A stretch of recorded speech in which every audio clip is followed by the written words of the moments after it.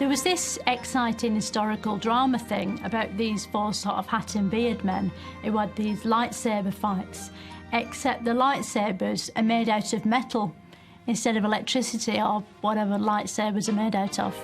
It's like a children's thing, but for adults. So it's like for adult children. What was clever was they all looked a bit like the bloke off the Anonymous mask, so you never really know who was who. And to make it more difficult, they all had, like, code names. Like, they used names of Greek islands to protect their identity. So there was, like, Athos and Porthos and Aramis and, like, I don't know, Mowgli or something. They're all quite good-looking.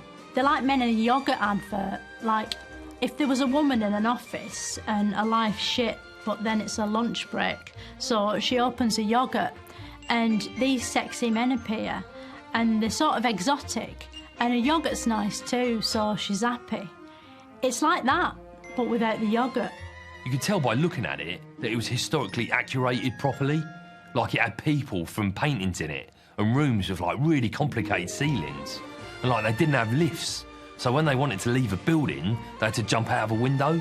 There was loads of sword fighting in it, and sword fights are strange because although they sort of look exciting, they never actually are. Like, when you think about what a sword fight is, you should be on the edge of your seat because it's like all sharp things. Like, once my mate Paul was slicing a pear at a festival with his penknife, and it was just unbearably tense to watch because he was really drunk and sort of cutting it in the hand he was holding it in, and I could hardly stand to watch that.